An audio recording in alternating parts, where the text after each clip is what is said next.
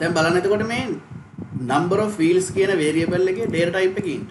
බලන්න int data type එකට memory එකේ යන bit ප්‍රමාණය bit 32යි. එතකොට බලන්න car 1000ක් ගියොත් එහෙම bit 32ේම 1000ක් යනවා. ඒ කියන්නේ bit 32000ක් යනවා memory එකේ ඉඩ. හැබැයි බලන්න හැම car එකකටම row 14. එකම value එක නිරූපණය කරන්න bit 32000ක් නිකන් නාස්ති කරලා. මොකද අපිට එක bit 32කින් පෙන්වන්න පුළුවන්. මොකද හැම car එකකටම පොදුයි. ඒක නිසා තේරුම් ගන්න මෙන්න මෙහෙමයි. දැන් car 1000නේ 10000ක් ලක්ෂයක් තිබ්බොත් මෙච්චර bit ගණන් නාස්ති වෙනවා. දැන් හිතන්න මෙහෙමයි. අපි දන්නවා එතකොට variable එකක value එක object එකකින් object එකට වෙනස් වෙන්නේ නැත්නම් ඒ වගේ variable instance variable විදියට recommend කරන්නේ define කරන්න කියලා. ඒ වගේ variable recommend කරන්නේ static variable විදියට define කරන්න කියලා. ඒ කියන්නේ මෙහෙමයි. variable එකක value එක object එකකින් object එකට වෙනස් වෙන්නේ නැත්නම් ඒ වගේ variable instance variable විදියට ලියන්න එපා. static විදියට ලියන්න. දැන් ඊළඟට එන ප්‍රශ්නේ static විදියට ලිව්වොත් මොකද්ද වෙන්නේ? static විදියට ලිව්වොත් මෙන්න මෙහෙමයි වෙන්නේ. static variable එකක් ලිව්වොත් එහෙම තේරුම් ගන්න static variable object එක ඇතුලේ හැදෙන්නේ නැහැ. static variable එක object එක ඇතුලේ හැදෙන්නේ නැහැ කියන්නේ තවදුරටත් මෙන්න මේ object එක ඇතුලේ තියෙන මෙන්න මේ variable එක නැති වෙලා යනවා. object එක ඇතුලේ තියෙන මෙන්න මේ variable එක නැති වෙලා යනවා. මෙන්න මේ number of fields කියන මෙන්න මේ variable එක නැහැ. තවදුරටත් මෙන්න මේක නැහැ. මේක නැති වෙලා යනවා. ඒතර object එක ඇතුලේ තියෙන speed කියන variable එක විතරයි. එතකොට දැන් number of fields කියන variable එක කොහෙද තියෙන්නේ? ඒක මෙහෙමයි. ඒක static variable එකනේ. static variable හැදෙන method විශේෂ memory area එකක් තියෙනවා. ඒ memory area එක තමයි method area කියලා කියන්නේ. අපි දන්නෝනේ JVM එකේ කොටස් තුනක් තියෙනවා. class loader subsystem, memory area, execution engine. memory area එක කොටස් පහකට බෙදෙනවා. method area, stack heap, PC register, native method stack කියලා. එතකොට තේරුම් ගන්න ඔතනින් method area කියලා memory area එකක් තියෙනවා. ආනර method area එකේ තමයි static variable හැදෙන්නේ. ඒ වගේම තේරුම් ගන්න static variable එක හැම object එකකටම පොදුයි. හැම object එකේම number of fields කියන variable එකේ කොපියක් තියාගන්න එක වෙනුවට හැම object එකකටම පොදුවේ හිතන්න method area එක අපි හිතමු මේ හරිය මම අඳින මෙන්න මේක method area කියලා. මෙන්න මේක තමයි method area එක.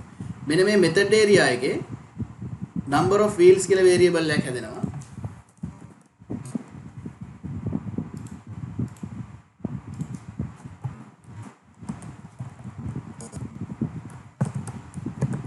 number of fields කියලා variable එකක් හැදෙනවා. ආන්නේ method area එකේ හැදිච්ච variable එක තමයි 4 කියලා තියෙන්නේ. දැන් තේරුම් ගන්න මෙහෙමයි. දැන් variable එක හැදෙන්නේ method area එකේ. ඒතර number of fields 4යි කියන එක තියෙන method area එකේ. ඒ වගේම මේක හැම object එකකටම පොදුයි. ඒතර දැන් රූපේ ඉන්නේ මෙහෙමයි. මම මේ රූපය අයින් කරලා දාන්නම්. දැන් අපි රූපය අඳුත් මෙන්න මෙහෙම තමයි ඉන්නේ.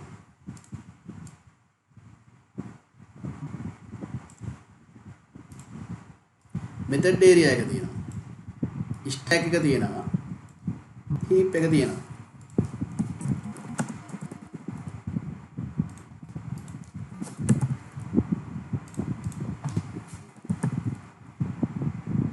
stack එකේ වෙන්නේ කලින් කතාවම තමයි. stack frame එක තියෙනවා.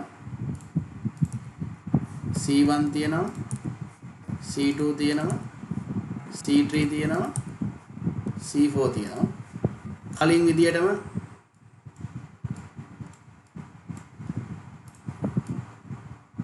speed කියලා variable එකක් තියෙනවා.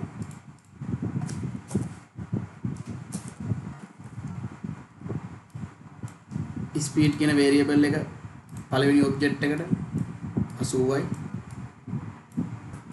ඒතර බලන්න C1 C2 C3 C4 කියලා object හතරක් තියෙනවා. object එක ඇතුළේ තියෙන speed කියන variable එක විතරයි. static variable එක නෑ. මොකද static variable එක හැදෙන්නේ method area එකේ. ඒක කොහොමද දන්නද හැදෙන්නේ? ඒක හැදෙන්නේ මෙහෙමයි. test class එකේ තියෙන number of fields කියන static variable එක හැදෙනවා. එතකොට බලන්න ඒකේ value එක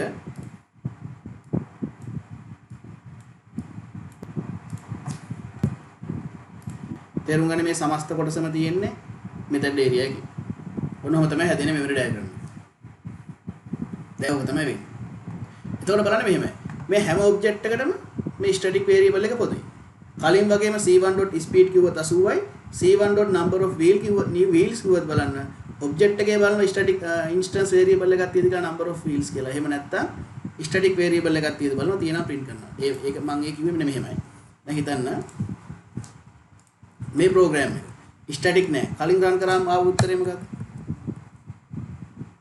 කලින් run කරාම ආව උත්තරේ තමයි වේගයයි රෝධ ගාන. වේගයයි රෝධ ගාන යාව.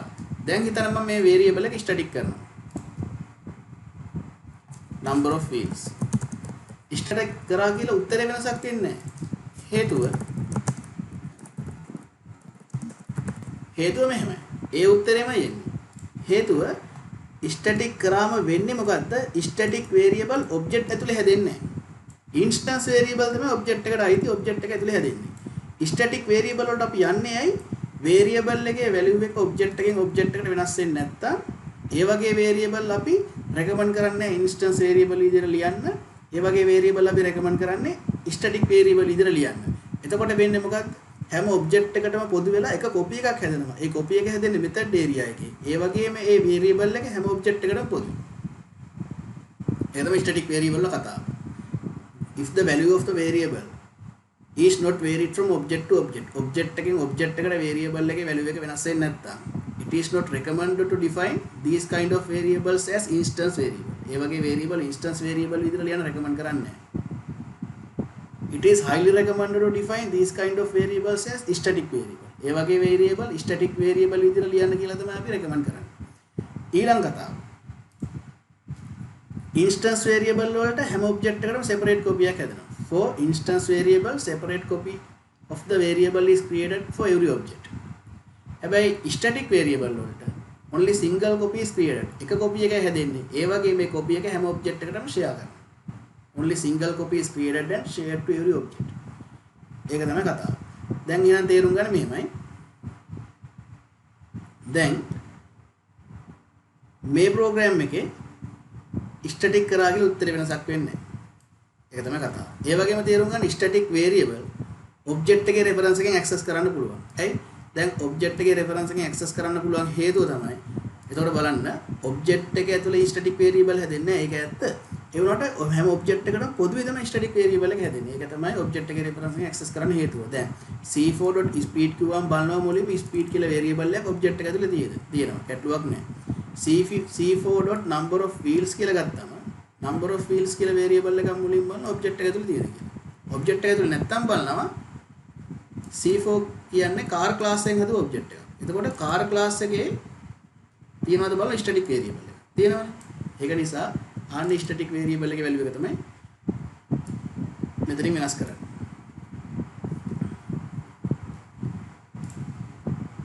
ඒ example එක එහෙමයි. අපි ආ මේ example එක.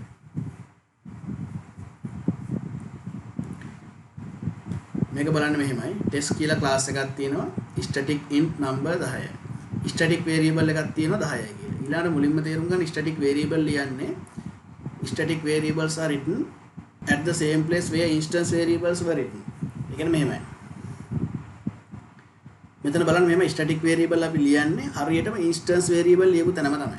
static variable ලියන්නේ instance variable ලියපු තැනම. static variable එකක් කියන්නේ මෙහෙමයි. class එක ඇතුලේ තමයි ලියන්නේ outside everything. instance variable ලියුවෙත් එහෙමනේ. class එක ඇතුලේ outside everything. everything කියන්නේ methods, constructors, blocks ඒ වගේ දේවල් හැම දෙයකටම පිටින් තමයි තියෙන්නේ. ඒතර static variable එක static කියන modifier එක මුලට දෙනවා. instance variable එක static නෑ. ඊළඟට තව කරුණක් දෙනකන් static variable object එකක් නැතුව අපිට access කරන්නත් පුළුවන්. හැම object එකකටම පොදුවේ දාන්නේ. ඒක ඇත්ත. නමුත් object එකක් අනිවාර්ය නැහැ static variable එකකට කතා කරන්න. object එකක් නැතුව static variable එකකට කතා කරනවා නම් අපිට කතා කරන්න තියෙන හොඳම ක්‍රමය තමයි class එකේ නම කියලා. ඒක නිසා අපිට static variable වලට කියනවා class level variable කියලා.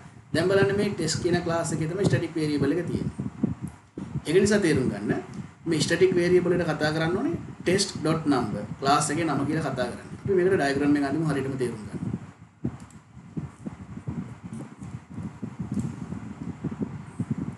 දැන් මෙතෙන්දී අපිට Java program එක run වෙන පියවරටත් ඕන වෙනවා ඉස්සරහ. ඒක නිසා අපි ඒකත් මතක් කරගෙන යමු. මුලින්ම වෙන්නේ start the JVM. ඊළඟට create and start main thread. ඊළඟට locate the class file. නැත්නම් locate the bytecode. ඊළඟට load the bytecode. Load the class file. Main method execution. Unload the class file. Terminate the main thread. Shut down the JVM. Shut down the JVM. මේක තමයි Java program එක රන් වෙන පියවරට. මුලින්ම වෙන්නේ JVM එක start වෙන එක. කිසිම ගැටලුවක් නැහැ. ඊට පස්සේ වෙන්නේ locate the class file. ඊළඟට load the bytecode. නැත්නම් load the class file. අන්නේ test.class file එක load කරනවා method area එකට. ඔක හරි වැදගත්. මේක diagram එකේ අඳින්න. හිතන්න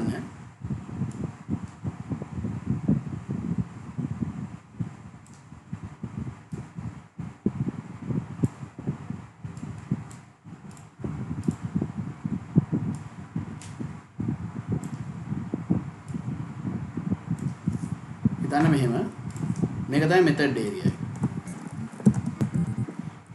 JVM එකේ memory areas පහෙන් අපිට දැනට වැදගත් වෙන memory areas තුනයි. method area, මේක stack, මේක heap. ඒ වගේම තේරුම් ගන්න අපේ ළඟ තියෙන hard disk එකේ source code එක compile කරලා හදාගත්ත byte code එක තමයි class file එක කියන්නේ test.class file එක.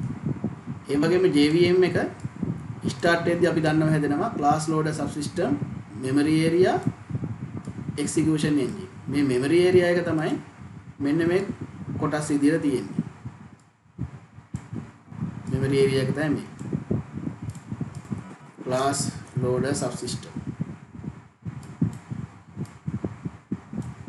ඊළඟට අපිට තියෙනවා memory area. ඊළඟට ඉන්නවා execution engine. memory area එකේ තමයි method area, stack, heap, PC register, native method stack තියෙන්නේ. හරි බලමු මුලින්ම මෙහෙමයි. මුලින්ම වෙන්නේ මොකද්ද? JVM එක start වෙන එක. මුලින්ම වෙන්නේ අපේ පියවර 8 පළවෙනි එක start the JVM. JVM එක start කරේ කොහොමද? Java test කියලා ගහුවම බලන්න මේ Java කියන්නේ මෙන්න මේ command එක තමයි JVM එක start කරන්න කියන command එක. ඊළඟට JVM එක start කරාට පස්සේ මොකද වෙන්නේ? start වෙච්ච JVM එකෙන් main thread එක හදලා start කරනවා. ඊළඟට locate the class file. hard disk එකේ තියෙන class file එක හොයාගන්නවා. ඊළඟට load the class file. class file එක load කරන්නේ කවුද? class loader subsystem එකෙන් ගිහිල්ලා මෙන්න මේ class file එක ළඟට ගිහිල්ලා ඒක අරගෙන ඇවිල්ලා load කරනවා method area එකට. දැන් හොඳට තේරුම් ගන්න මෙන්න මේ class file එක තියෙන method area එකේ.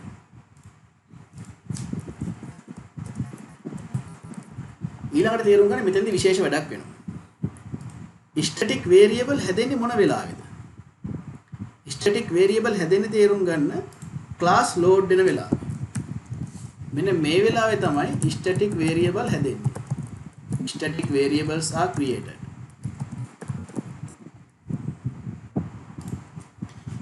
ඒක ඕන වැදගත් පොයින්ට් එකක් විතර අපි සටහන් කරගත්තොත් කමක් නැහැ. අපි ඒක මතක තියාගන්න ඕනේ. static variables are created. මොන වෙලාවෙද? at the time of class loading.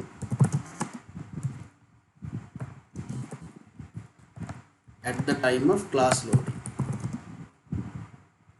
class file එක load වෙන වෙලාවේ තමයි static variable එක හැදෙන්නේ. දැන් එහෙනම් තේරුම් ගන්න. මෙන්න මේ load the class file. මෙන්න මේ class file එක load වෙන වෙලාවේ static variable එක හැදෙනවා. test class එකේ තියෙන static variable එකක්. number කියලා. ඒකේ value එක තේරුම් ගන්න අපි 10යි කියලා assign කරනවා. ඒකේ value එක බලන්න අපි 10යි කියලා assign කරනවා. ඒක නිසා 10 තමයි තියෙන්නේ.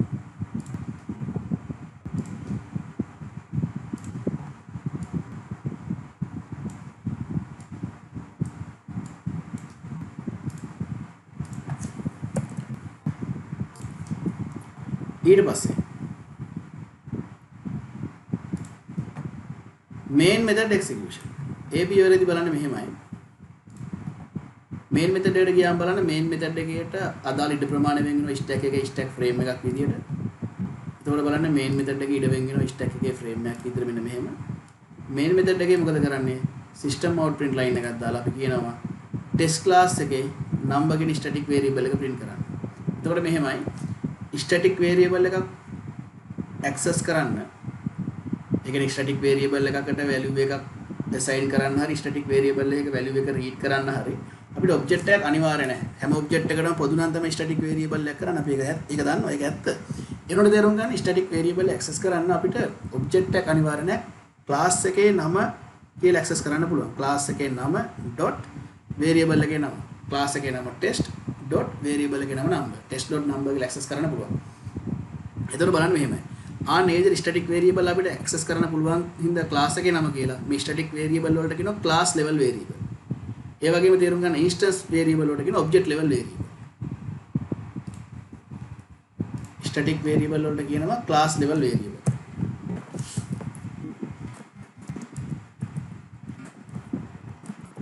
Static variables are called class level variable. Instance variable වලට කියනවා object level variable. කොහොමද instance variable හැදෙන්නේ object ඇතුලේ විතරයි. static variable object ඇතුලේ හැදෙන්නේ නැහැ. ඊළඟට static variables are created in method area. ඊළඟට inside object static variables are not created. static variable object ඇතුලේ හැදෙන්නේ නැහැ. හැම object එකකටම පොදුවේ method area එකේ තමයි හැදෙන්නේ. ඊළඟට static variable හැදෙන වෙලාව දන්නවා class file එක load වෙන වෙලාව. දැන් එහෙනම් static variable නැති වෙන්නේ මොන වෙලාවද? class file එක unload වෙන වෙලාවට. main method එක execute වෙලා ඉවරුනාට පස්සේ බලන්න අපි දන්නවා. method එකක් execute වෙලා ඉවරුනාට පස්සේ මේ method එකට අදාළ stack frame එක stack එකෙන් delete වෙනවා. මෙන්න මේ stack frame එක delete වෙනවා stack එකෙන්. main method එකේ stack frame එක stack එකෙන් delete වෙනවා. main method එකේ stack frame එක stack එකෙන් delete වෙනවා. එතකොට වෙන්නේ මෙහෙමයි. ඊළඟට වෙන්නේ එතකොට main method execution ඉවරයි. ඊළඟට unload the class file. unload the class file කියන්නේ මෙන්න මේ test class file එක unload කරලා දානවා. test class file එක method area එකෙන් unload කරලා දානවා. අන්නේ class file එක unload කරන වෙලාව තමයි static variable එක නැති වෙන වෙලාව. එහෙනම් තේරුම් ගන්න static variables are created at the time of class loading. Static variable are destroyed at the time of class unloading. class unload වෙන වෙලාවට තමයි static variable නැති වෙන්නේ. unload the class file මෙන්න මේ වෙලාව තමයි වෙලාව static variables are destroyed.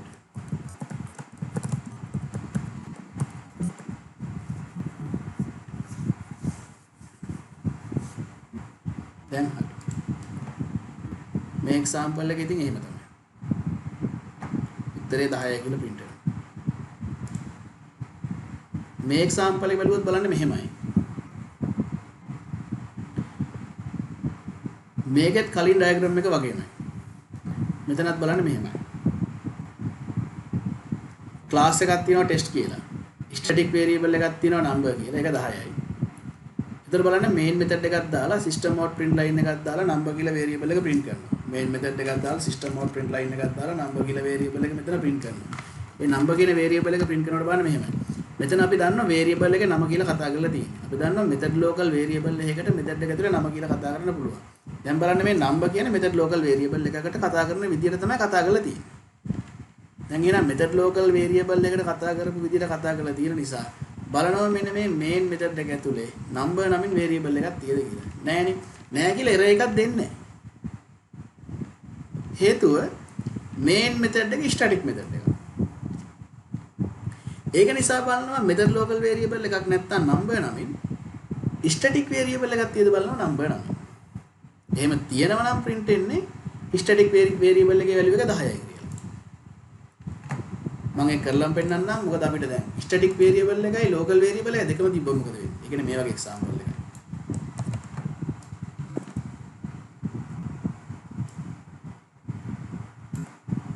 අපි හිතමු in number කියලා variable එකක් තියෙනවා.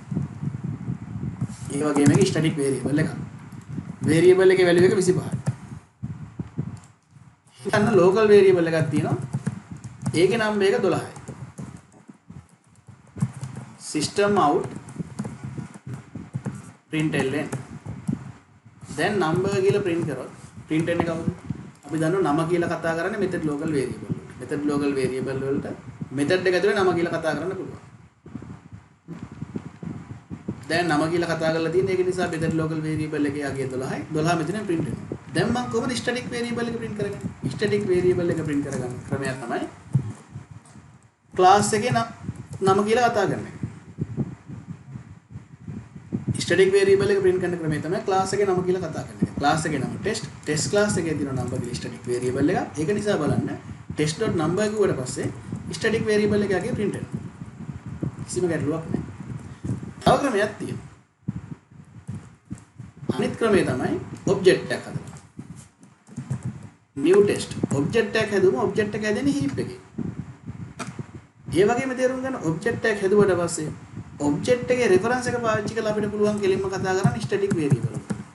මේ කතා කරේ object එකේ reference එක පාවිච්චි කරලා නෙවෙයි හදපු object එකක් හැදුවා. object එක dot number කියලා ගත්තත් ඒත් එන්නේ object එකේ තියෙද බලනවා instance variable එකක් number කියලා නැත්නම් static variable එකක් තියෙනවා print වෙනවා. ඕනනම් මෙහෙමත් පුළුවන්.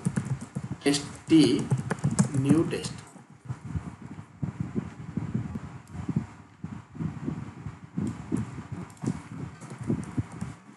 object එකේ reference එක t නේ t.number ඒත් එන්නේ static variable එකේ value එක. එහෙනම් මෙතනින් එන්නේ මොකද්ද? method local variable එකේ value එක යගේ 12යි. මෙතනින් එන්නේ static variable එකේ value එක යගේ මෙතනින් එන්නේ static variable එකේ value එක 25යි. මෙතනින් එන්නේ object එකේ තියෙද බලන number කියලා variable එකක් නැහැ. instance variable එකක් නැහැ. static variable එකක් තියෙන. එහෙනම් ඒත් 25යි. මෙතනින් එන්නේ object එකේ reference එක පාවිච්චි කරලා කතා කරන්න පුළුවන් ඒත් static variable වලට ඒත් 12යි 25යි තුන තමයි උත්තරේ.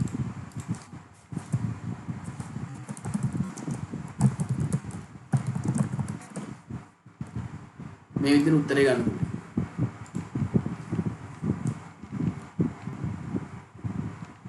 අනිත් example ටික අපි ඊළඟ දවසේ බලමු.